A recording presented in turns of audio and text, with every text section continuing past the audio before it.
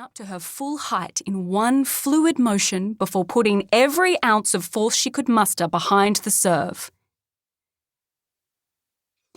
Unfortunately, before the ball could clear the net, it collided with the broad back of Father Simon, who'd been struggling to maintain his squat at the net and had popped up like a bilby.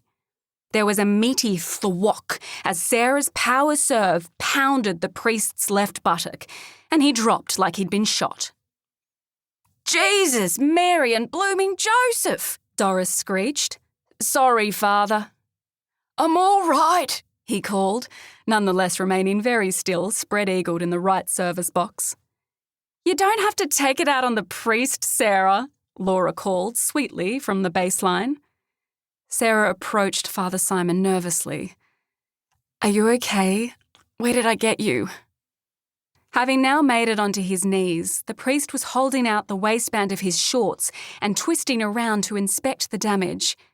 Sarah prayed he was a boxer's man. Oh dear, briefs.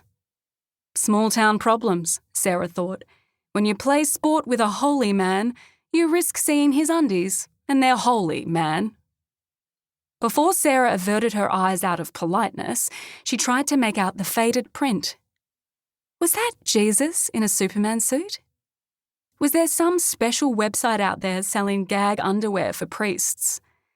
Sarah shook her head, trying to remove the visual now burned onto her eyeballs.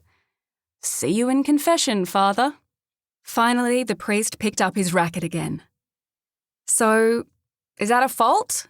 Sarah asked Doris, who glared down at her. "Should I serve again?" In the end, Father Simon retired hurt, and Doris pronounced the match a draw. Sarah and the priest apologised profusely to each other as they headed into the clubhouse in search of an ice pack. It was the first game back after the Christmas holidays, and all night Sarah had felt like everyone was watching her. The cluster of trim women in their 60s gossiping around the urn fell silent as Sarah entered. Each had known Sarah since she was born.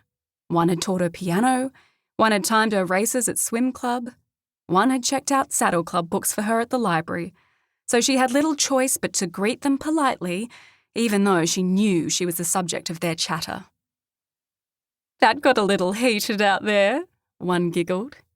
"Are you feeling all right, Sarah?" There was the inevitable pitying hand on her arm. "Must be hard getting back out there. So many memories of Just trying to get Father Simon some ice," Sarah interrupted, fussing around in the freezer. "It was a terrible accident." In a small town, people were always looking for entertainment.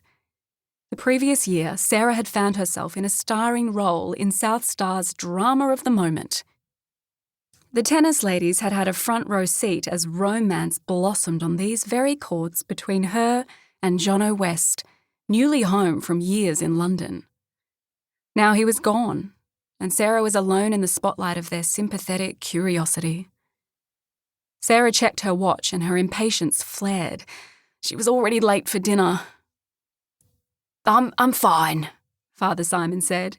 The scotch he'd administered from a hip flask he happened to be carrying on the court did seem to be taking effect. As Sarah finally withdrew a fossilised ice pack and extended it towards the priest, he presented his backside. Did he expect her to numb his bum for him? "Don't worry," Sarah's old piano teacher continued. "I don't expect we'll see much of Johnno round here for a while. You just let that broken heart mend and take care of yourself." There was nothing nice Sarah could think of to say, so she said nothing, clenching her lips in a tight smile. There wasn't much you could say while almost touching a priest's bottom, though to his credit, his hands were busy tipping his flask into a cup of instant coffee. To complete the mortification, Laura had sidled in and witnessed the entire scene. She offered her right hand and brushed back a non-existent strand of hair from her face with the other, letting her ring catch the light. "Bad luck, Sarah." "Same to you. It was a draw, after all." "Can you take this from here, Father?" Sarah pleaded, handing off the ice pack. She gave Laura the world's most desultory handshake. "See you next week. Gotta run." Sarah couldn't get her Prado going fast.